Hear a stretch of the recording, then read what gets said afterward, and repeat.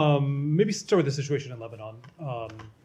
A few things there. First of all, there are evacuation orders that the Israelis publicly announced today for Baalbek, a historic city in the east. Wanted to get your sense about that, whether the U.S. is okay with what's happening there, and then some other aspects of Lebanon. So we support their right to go after legitimate Hezbollah targets, but in doing so, it is critical that they do so in a way that does not threaten the lives of civilians. That's especially true in densely populated areas like Baalbek. It's important that they not threaten the lives of journalists, UN peacekeepers, members of the Lebanese armed forces, and it's also critical that civilian infrastructure and significant cultural heritage sites be protected.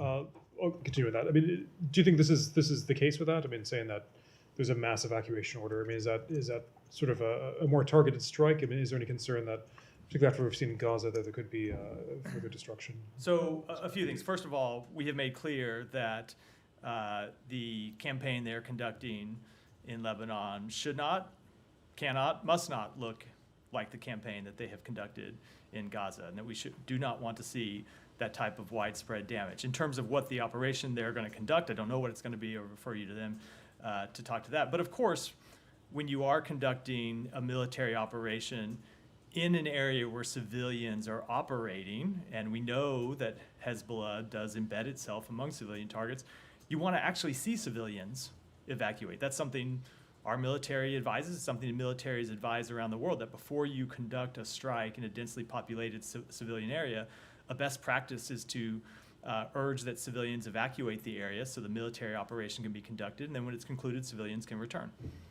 Let me ask you about the diplomatic aspects of that. There's a new leader of Hezbollah who said today that, I mean, essentially they're open to, I mean, within many conditions, I'm sure, but they're open in general to negotiating some sort of ceasefire. It seems that the Israeli cabinet was meeting last night on this. Where do things stand? I mean, does the U.S. in particular have an idea for how this can come to an end, and is the U.S. at this point calling for a ceasefire? We do ultimately want to see a ceasefire, and we want to see a diplomatic resolution that allows civilians both in Lebanon and Israel return to their homes.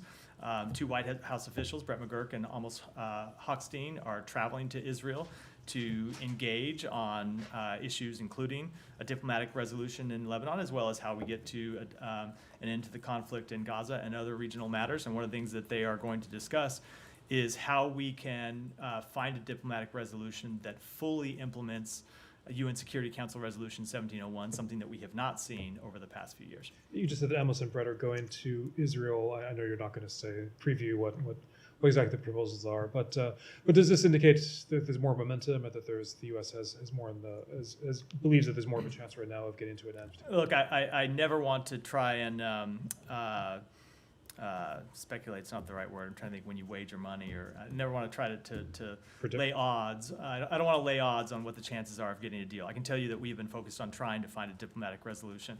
As you know, the Secretary was in Israel and a number of other countries in the region last week, and one of the things that he was working on was finding how we can get to not just any diplomatic resolution, but this is really important, one that fully implements 1701 and gives civilians on both sides of the border the confidence they need to come to that they will be able to go back to their homes and stay there.